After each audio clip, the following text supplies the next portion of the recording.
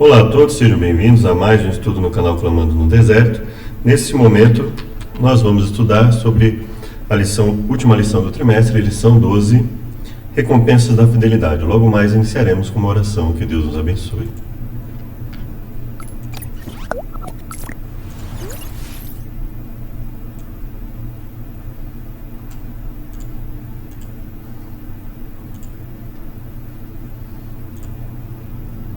Obrigado, Pai querido, por tudo que nos tem concedido até agora. Nos liberte de todos os males, nos purifique e nos fortaleça.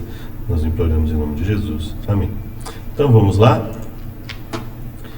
Separando aqui as Bíblias. O verso para memorizar nos diz o seguinte: O Senhor disse: Muito bom, servo bom e fiel. Você foi fiel no pouco, sobre o muito te colocarei. Venha participar da alegria do seu Senhor. O comentário da lição, ele diz o seguinte: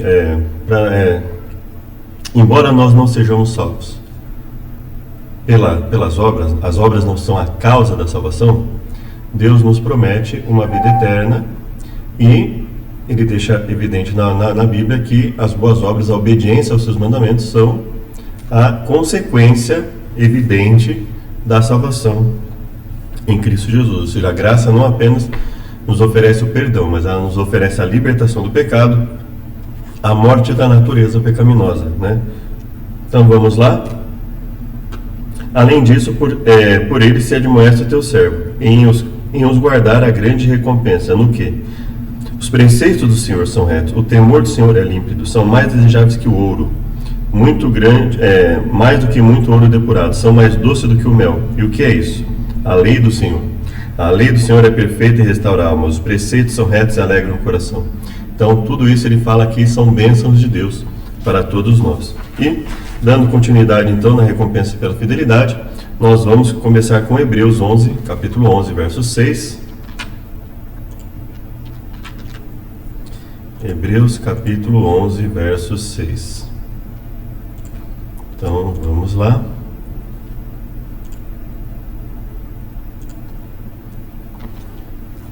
Hebreus começa dizendo o seguinte: a fé é o firme fundamento das coisas que se esperam, certeza daquilo que esperamos, a prova de coisas que não vemos, prova das coisas que não se veem. Por ela, pela fé, os antigos alcançaram testemunho. E aí nós vamos ver que testemunho ele fala. Pela fé Abel ofereceu maior sacrifício de Caim. Então ele está falando de questão de testemunho como obediência. Como é que nós sabemos que ele ali alcançaram o testemunho com sentido de foram obedientes? Porque ele fala assim, olha: pela fé ofereceu a Deus maior sacrifício do que Caim, pelo qual alcançou o testemunho de que era justo, dando a Deus testemunho de seus dons, e por ela, depois de morto, ainda fala. Foi reconhecido como justo quando Deus aprovou as suas ofertas. Então, obediência. E aí ele diz o seguinte: ora, sem fé é impossível agradar a Deus. É necessário que aquele que se aproxima de Deus, creia que ele existe, 2, é galardoador, ou seja, ele é recompensador, doador do galardão, galardoador, aquele que oferece a recompensa àqueles que o buscam. Então esse é o ponto. O que esse verso deve significar para nós, e vamos vê-lo em paralelo com Apocalipse 22, verso 2. Apocalipse 22, verso 2.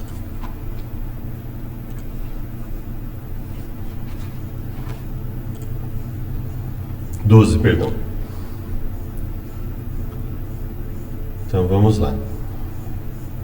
O verso 11 nos diz: quem é injusto, seja injusto ainda. Quem é sujo, suje-se ainda. Quem é justo, seja justificado. Quem é santo, seja santificado. Então ele diz: olha, escolham a quem sirvam, escolham a quem vão servir. Não se pode servir a dois senhores. Ou você é puro, ou nós somos puros, ou nós passamos por um processo constante de santificação nessa vida, ou nós nos entregamos à injustiça, ao pecado deliberado. Então nós temos que escolher. Ou escolhemos o erro, permanecer no erro, ou escolhemos lutar contra o erro e buscar uma vida de santificação. Eis que cedo vem, meu galardão está comigo para dar a cada um segundo a sua obra, de acordo com o que fez. Veja que o texto é bem enfático. Ele fala que virá para dar a cada um segundo o que fez, de acordo com a sua obediência, de acordo com as suas obras. O grande conflito nos diz: a linguagem humana não consegue descrever a recompensa dos justos. será conhecida apenas por aqueles que a contemplarem. Nenhuma mente finita consegue compreender a glória do paraíso de Deus. Portanto, também nós, visto que temos a rodear-nos tão grande nuvem de testemunhas, livremos-nos de todo o peso e do pecado que firmemente se apega a nós. Então veja, nos livrar do peso da culpa e também nos livrar do peso do pecado. Existem dois perigos na vida cristã. Um deles é se livrar do peso da culpa, mas não se livrar do peso do pecado. Então eu continuo em pecado deliberado, não sinto culpa alguma, como se não estivesse fazendo nada errado. O outro é se livrar do peso do pecado, mas não se livrar do peso da culpa, que é, basicamente, a pessoa, ela luta para abandonar o pecado, ela está constantemente abandonando o pecado, mas ela não se liberta daquela culpa pelos erros que já cometeu. Então, nós devemos nos livrar das duas coisas, né? O final do comentário diz o seguinte: ser recompensado pela fidelidade, no entanto, não é o mesmo que salvação pelas obras. A salvação é pela graça. Recompensas, em vez disso, são a obra de Deus por nós e em nós, obviamente, com a nossa dedicação, né? Então, para não dar a impressão às pessoas que a obediência vem como se Deus impusesse a obediência a nós, né? Então, se fosse assim, seria o mesmo que dizer que Deus é culpado por aqueles que não se arrependem, por aqueles que não obedecem, né? Que aqueles que aceitam a Deus e depois se afastam, e assim sucessivamente. Então, a obediência, ela é uma consequência necessária do salvo, né? Não existe salvo que não venha a viver uma vida de santificação. Vida eterna. Sendo seres humanos, quer gostemos ou não, uma eternidade nos aguarda. Ou seja, se nós aceitarmos a Deus, teremos a vida eterna. Se não aceitarmos, não viveremos mais, né? Seremos destruídos e não viveremos mais pela eternidade. Então esse é o ponto que nós temos em mente, né? Romanos 6:23 e João 3:16. Quais opções nos são apresentadas? Romanos 6:23 e João. Então vamos Romanos 6:23 e João 3:16, que eu creio que você já conhece, mas é sempre bom contextualizar.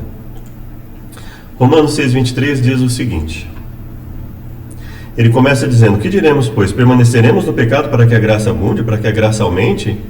De maneira nenhuma. Nós que morremos para o pecado, como viveremos ainda nele?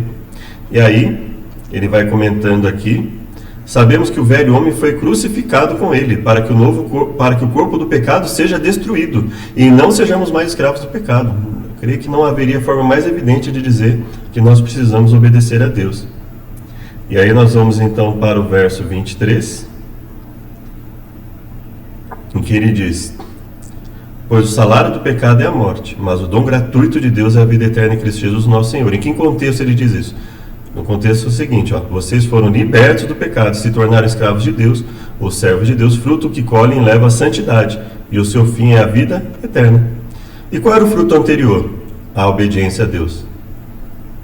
Coisas que causam vergonha e cujo fim é a morte. Então ele está deixando evidente a diferença aí entre os dois pontos, não é?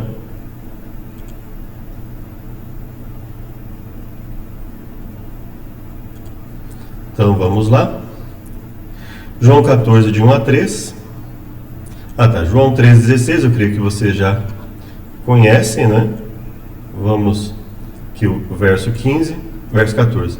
E como Moisés levantou a serpente no deserto, assim importa que o Filho do Homem seja levantado, para que todo que nele crê não pereça, mas tenha vida eterna. Aquele que nele crê, porque Deus amou o mundo de tal maneira que deu seu Filho unigênito, para que todo aquele que nele crê não pereça, mas tenha vida eterna. Porque ele enviou o Filho ao mundo, não para que condenasse o mundo, mas para que o mundo fosse salvo por ele. Então o mundo vai ser condenado pelo quê? Pela própria rejeição, não é? Quem crê não é condenado, quem não crê já está condenado. Quem não crê já está condenado por não crer no unigênito Filho de Deus. E João 14, de 1 a 3.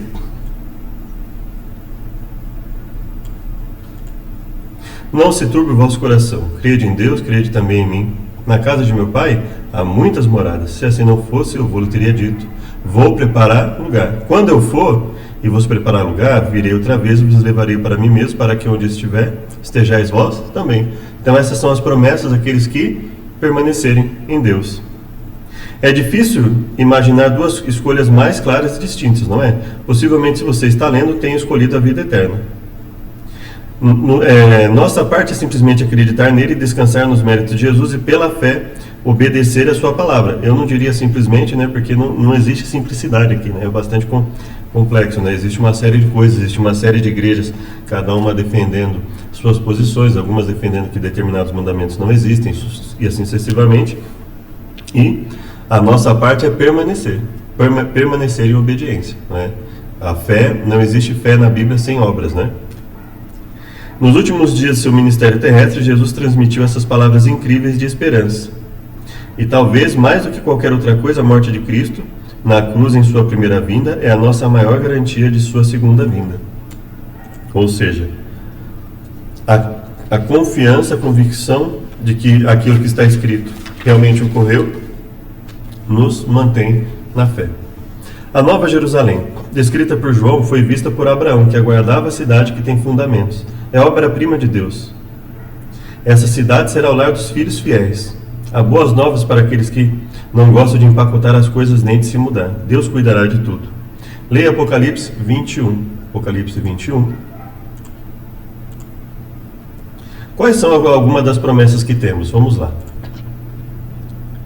Vi o novo céu e nova terra. O primeiro céu e a primeira terra passaram e o mar já não existe. Ou seja, já não existe sofrimento, já não existe nenhuma deformidade no mundo. As coisas voltaram a ser como Deus estabeleceu. Ele vê a santa cidade que desce do céu. Será o tabernáculo de Deus com os homens, a manutenção da presença de Deus com os homens, e com eles habitará. O mesmo Deus estará com eles e será o seu Deus. Enxugará dos olhos toda lágrima, não haverá morte, nem pranto, nem dor, nem clamor. Faço nova todas as coisas. De graça lhe darei da fonte da água da vida a quem quiser, a quem realmente reconhecer as suas falhas e a necessidade de aceitar a Deus como Salvador e Senhor. A quem vencer, né? Quem vencer, ele dará todas as coisas. Quanto aos tímidos, aos covardes, no caso, né? Incrédulos, depravados, assassinos que cometem imoralidade sexual, praticam feitiçaria, idólatras, mentirosos, o lugar deles será no lago de fogo e enxofre. Então veja que não há como, né, assim, a distinção é muito evidente, ou seja, ou você busca uma vida de luta contra o pecado, ou você vive em pecado deliberado, e para cada um existe uma consequência. Aí ele fala das características da cidade. As nações andarão em sua luz, os reis da terra lhe trarão a sua glória, suas portas jamais se fecharão de dia, pois ali não haverá noite. A glória das nações lhe serão trazidas, e nela jamais entrará algo impuro, nem quem pratica o que é vergonhoso ou enganoso, mas aqueles que estão no livro da vida. Ou seja, quem são os que estão no livro da vida? Aquele que não pratica impureza, aquele que não pratica vergonha, aquele que não transgride voluntariamente os mandamentos de Deus. Há tanta coisa nessa passagem que nossa mente mal pode compreender, por ter sido danificada pelo pecado. Que privilégio deve ter sido para os apóstolos, por exemplo, discípulos, terem visto Jesus, né? E nós poderemos vê-lo novamente. Assim, além disso, fluindo do trono de Deus está o puro rio da vida, em ambos os lados a árvore da vida. Quarta-feira, o acerto de contas. Perto do fim do ministério de Jesus, seus discípulos foram a ele em particular e pediram: diz-nos quando sucederão essas coisas e que sinal haverá da sua vinda e do fim dos tempos. Aliás, capítulo 24 é um dos capítulos mais difíceis de ser interpretado quando analisamos o seu texto parte por parte, né? Mateus 25 fala sobre as condições da igreja pouco antes de Jesus voltar. E em Mateus 25, 14 a 19,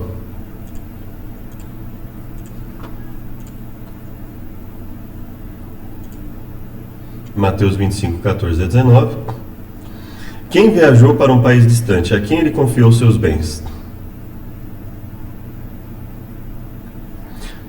Porque isso também é como um homem, isto o quê? Vamos ver aqui. Ele está falando sobre o reino dos céus. Verso 1, ele está falando sobre o reino dos céus, semelhante a, e aí ele fala da parábola das virgens, né? E ele fala, e também é como um homem que, partindo para fora da terra, chamou seus servos, entregou bens, a um deu 5 talentos, outro 2, a outro 1, e a cada um segundo a sua capacidade ausentou-os logo para longe.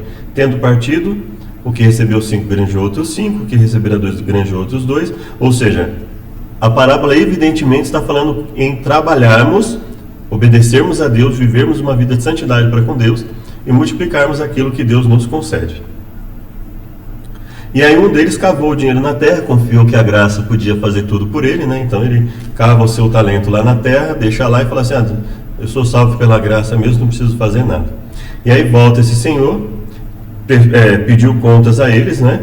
E aí ao final ele presenteou aqueles que obedeceram, e com relação àquele que não obedeceu, o que ele fala?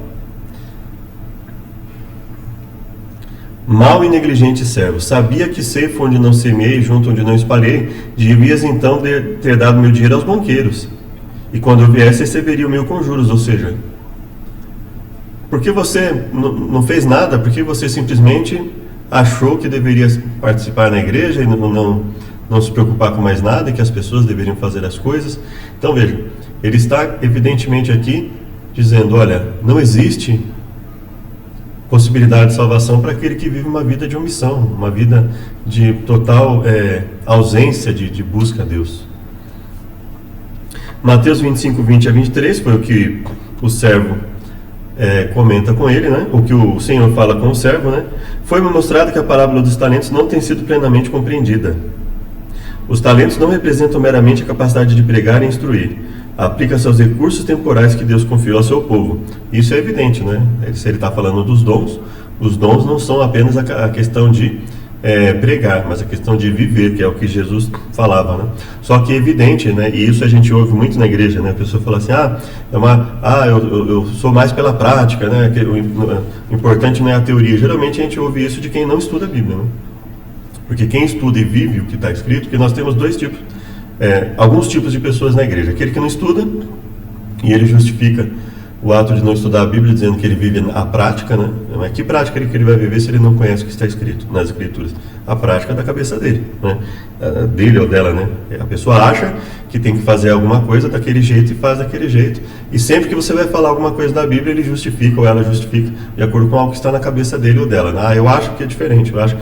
E aí a igreja se torna um festival de achismos, né?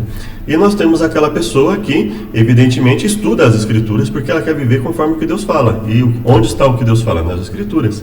E aí ela vai então, conhecendo a teoria, buscar praticar. Então não existe essa distinção, né? Você precisa conhecer a teoria, você precisa conhecer a vontade de Deus nas Escrituras, em teoria, para praticar conforme a vontade de Deus, né?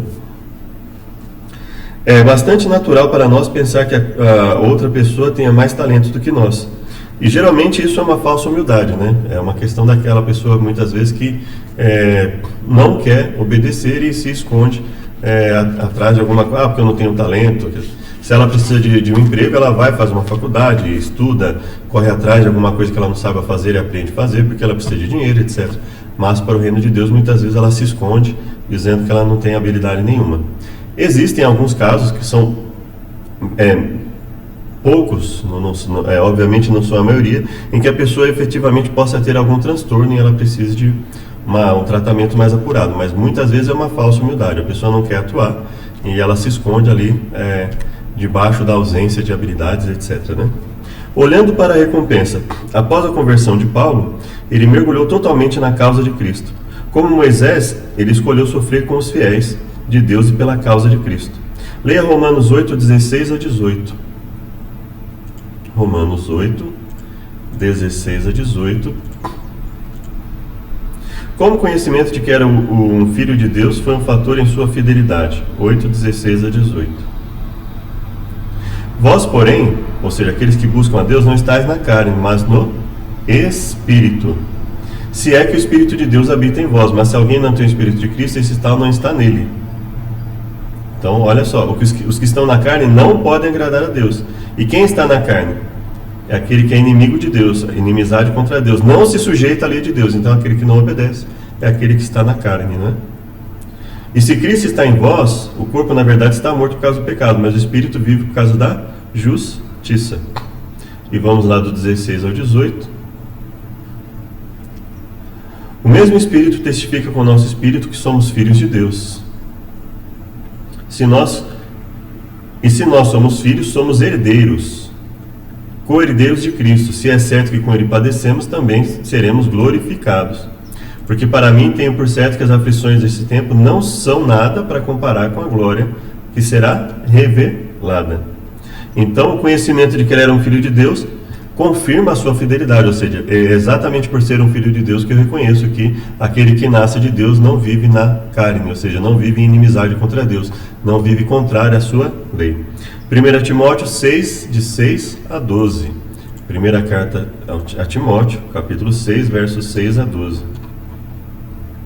Se alguém ensina alguma outra doutrina e se não conforma com as sãs palavras de nosso Senhor Jesus Cristo, hoje nós vemos um paulinismo, ou seja, as pessoas, por exemplo, elas não querem guardar o sábado. Então ela pega um verso isolado de Paulo e elas sujeitam tudo que Jesus falou ao que Paulo falou.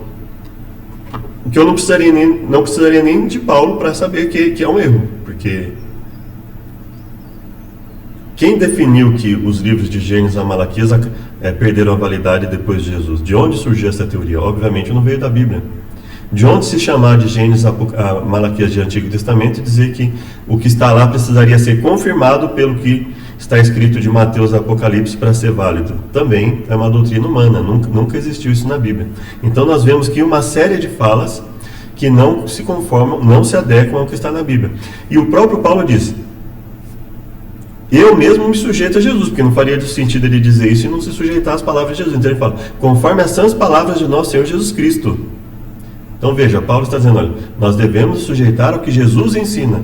Então, ou seja, quando se lê Paulo e qualquer outro, deve se sujeitar a Jesus, e o próprio Jesus se sujeitou, ele mesmo disse que ele não veio destruir a lei e os profetas, ou seja, não veio destruir os escritos de Gênesis a Malaquias, antes veio cumprir. E obviamente o sentido de cumprir ali não é acabar, né? Quando ele fala com João, olha, eu vim cumprir a lei, eu preciso me batizar para que toda a justiça se cumpra. Obviamente ele não está dizendo que a partir dali a lei acabou, o batismo seria desnecessário, né? Então veja que a maioria dos cristãos eles pregam paulinismo, infelizmente, deturpam o conceito da lei de Deus por um paulinismo, ou seja, sujeita tudo que está escrito na Bíblia a Paulo, ao invés de sujeitar Paulo ao que está nos escritos bíblicos, né? E o próprio Paulo diz, olha, o que eu escrevo tem que estar sujeito às próprias palavras, sãs palavras de nosso Senhor Jesus Cristo, com a doutrina que é segundo a piedade. Ou seja, o que ele escreveu segundo o evangelho dele tem que estar de acordo com as palavras de Jesus Cristo. E obviamente as palavras de Jesus Cristo estão de acordo com as palavras de Gênesis a Malaquias, ou seja, não, e ele deixa isso bem evidente, né? Olha, é justamente na contenda de palavras, delírio de questões fora das Escrituras, que nascem invejas, porfias, blasfêmias, ruins suspeitas, perversas contendas, né? E aí ele então diz lá no verso 6 a 12, né? Tendo porém sustento e com que nos cobrimos, estejamos com isso contentes.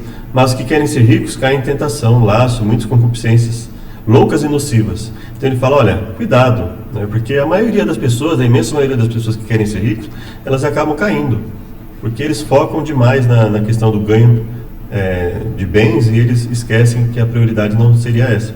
Porque o amor ao dinheiro, não necessariamente o dinheiro, mas ele fala o amor ao dinheiro, ou seja, o desejo constante, a ambição constante de riquezas materiais em detrimento, ou seja, deixando de lado as riquezas espirituais, é a raiz de toda espécie de males. E nessa cobiça alguns se desviaram da fé e se traspassaram a si mesmos com muitas dores. Mas tu, foge dessas coisas. Tu, servo de Deus, homem de Deus, foge dessas coisas. Segue a justiça, piedade, fé, amor, paciência, mansidão. Milita, batalha, combata o combate da fé. Né? Toma posse da vida eterna, para a qual também fosse chamado, tendo feito boa confissão. Toma posse da vida eterna, para a qual você foi chamado, e fez a boa confissão na presença de muitas testemunhas.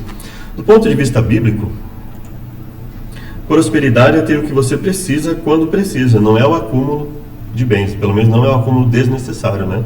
Ou seja, quando é um acúmulo visto para satisfazer uma necessidade real, efetiva, objetiva, sim, mas quando é um mero acúmulo pelo acúmulo, então é desnecessário, né? Deus não promete aos seus filhos que todos serão ricos nos bens desse mundo. Ele diz que todos que têm vida piedosa sofrerão perseguição. E ele fala, eu vou suprir as vossas necessidades. Estudo adicional. A visão da mordomia para os adventistas do sétimo dia. Estamos em algum momento do futuro. Pastores e líderes da igreja local têm sido bem-sucedidos em criar um ambiente de mordomia cristã. Eles ensinaram, treinaram, apoiaram e encorajaram a família da igreja na gestão financeira bíblica. Então, não só a questão de dízimos e ofertas, mas na questão da gestão financeira geral. As pessoas estão implementando princípios bíblicos em sua vida, crescendo em generosidade, economizando regularmente para o inesperado e livrando-se da escravidão das dívidas. Estilo de vida é marcado pela moderação, disciplina e contentamento. Moderação, ou seja, você ter aquilo, usar de forma, usar com cautela aquilo que é bom, né? A moderação basicamente é o que? Evitar tudo aquilo que é mal e usar com moderação aquilo que é bom. Disciplina, ou seja, domínio próprio em relação ao corpo, em relação à mente, né? E contentamento, ou seja, a partir do momento que você está batalhando para conseguir alguma coisa, que eu estou batalhando para conseguir alguma coisa de forma honesta, de acordo com a vontade de Deus, me contentar com aquilo que tiver obtido, né? O dinheiro deixou de ser um Deus rival e todos estão crescendo, ou seja, usarmos o dinheiro com sabedoria, como uma ferramenta aliada ao plano de Deus. É amanhã de sábado, as pessoas estão chegando para o culto, há um sentimento de paz, ausência de ansiedade quanto às questões financeiras, gratidão. Conflito conjugal por questões financeiras foi eliminado. Ministérios da igreja são totalmente custeados e têm forte divulgação. A igreja utiliza seus recursos financeiros para oferecer instalações que apoiam de maneira maravilhosa os ministérios evangelísticos. E aí, cabe a você analisar o quanto isso tem se cumprido na realidade das nossas instituições. Ou seja, o quanto nossas instituições realmente estão trabalhando para fazer aquilo que a Bíblia e o Espírito de Profecia têm nos orientado. E dentro disso, entendemos a questão da recompensa, né? E como harmonizar a questão da obediência com a questão da salvação pela fé. Basta entender que a obediência e toda a recompensa, à obediência, ela tem a ver com mostrar ao cristão que a consequência necessária e evidente daquele que aceita a Deus pela fé é desenvolver a obediência, porque Deus não apenas nos liberta da culpa pelo perdão, Ele nos liberta da própria escravidão no pecado. Ele faz morrer a nossa natureza pecaminosa. Então, ou seja, não viveremos em pecado deliberado, não pecaremos mais com prazer, né? Fiz um pecado, percebi que pequei e continuo obstinadamente naquilo. Não, a partir do momento que estamos em Cristo, mesmo que caiamos em pecado, reconhecemos que estamos em pecado e lutamos contra aquilo, não é? E basicamente a lição desse trimestre, ela pautou bastante essa questão dos administradores fiéis, né? Lembrando que nós somos administradores em todo momento, né? Então somos administradores como líderes na igreja, com aquilo que fazemos, com o conhecimento que oferecemos às pessoas, né? Se eu vou lá na frente e falo o que está na minha cabeça, ou se eu vou passar alguma coisa na frente da igreja, numa escola sabatina, e coloco meus achismos, eu não estou sendo um administrador fiel daquilo que Deus me concedeu. E essa lição, ela veio muito a calhar, porque ela fala dos dons, não é? Então, ou seja, se eu não uso adequadamente os dons que Deus deu, o dom do ensino, por exemplo, a Bíblia fala, aquele que ensina, se esmere, se esforce no ensinar, ensine dentro da palavra, né? Ou seja, eu não posso usar o momento da escola sabatina para ficar jogando conversa fora, ou do culto para ficar falando o que vem à minha cabeça, o que eu acho que o texto está dizendo. Não, eu tenho que buscar uma forma objetiva, dentro de um contexto evidente aquilo. Da mesma forma, a administração da igreja, como está a sua igreja, né? Então, como está a reverência na sua igreja, como você, como servo de Deus, tanto membro como liderança, como vocês estão tratando da questão da reverência na igreja, que tem sido o calcanhar de Aquiles na maioria das igrejas, né?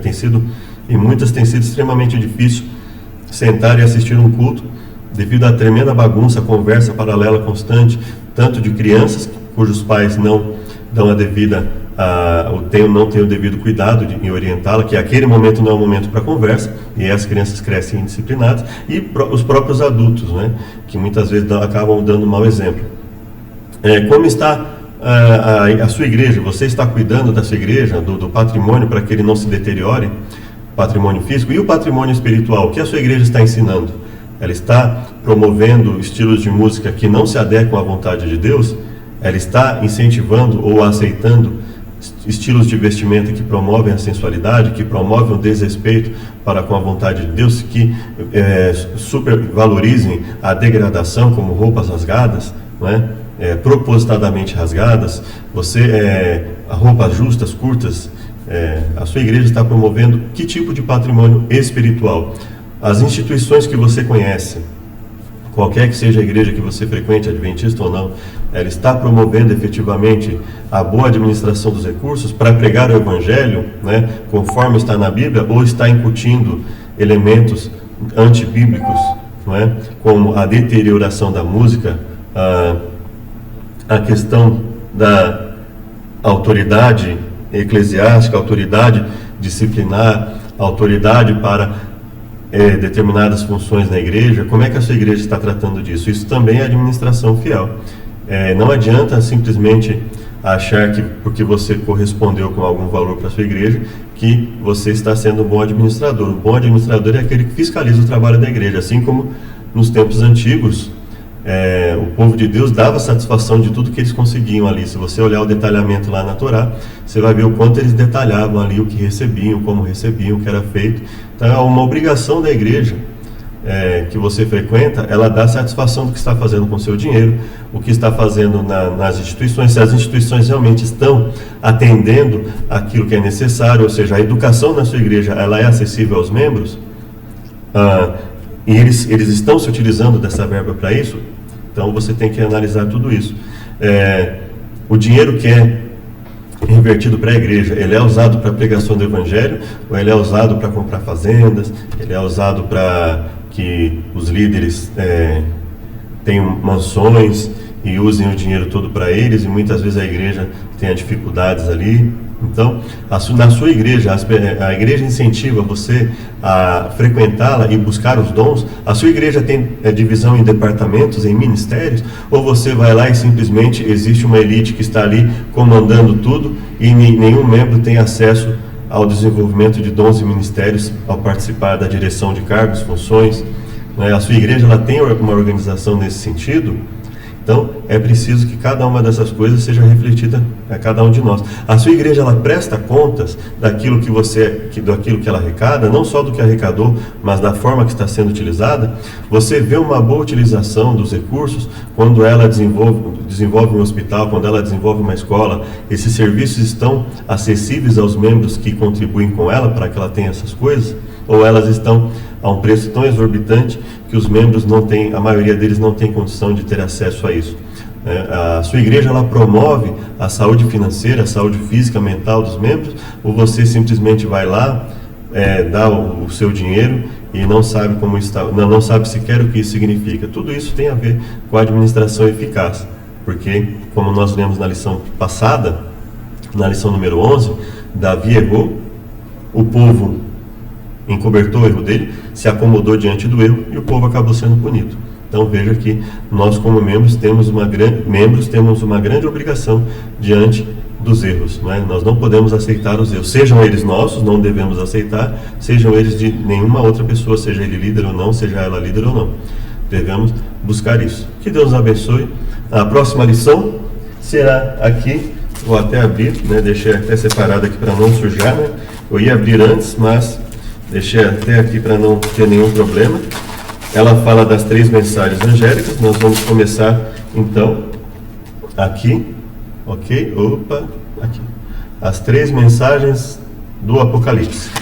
São 13 lições, ok? Ela começa com Jesus vence, Satanás perde, e termina com iluminados com a glória de Deus. A lição 11 e a lição 12, olha só. Todas obviamente são importantes, mas eu gostaria de pedir que você desse uma olhada com um pouco de atenção desde agora as lições 7 até a 12, tá? Adorando o Criador, sábado e o fim, uma cidade chamada confusão, os últimos enganos de Satanás e, dentro dessas lições, uma atenção um pouquinho maior, as lições 11 e 12, o selo de Deus é a marca da besta, parte 1, selo de Deus é a marca da besta, parte 2, é a lição que nós vamos dar continuidade no próximo estudo, e que Deus os abençoe, e convido vocês para uma oração final. Obrigado, Pai, por tudo que nos tem concedido, um livro de todos os males, nos purifique e nos fortaleça. Nós imploramos em nome de Jesus, com perdão por nossas falhas e pecados. Amém, Pai. Sejam muito bem-vindos e até o próximo estudo.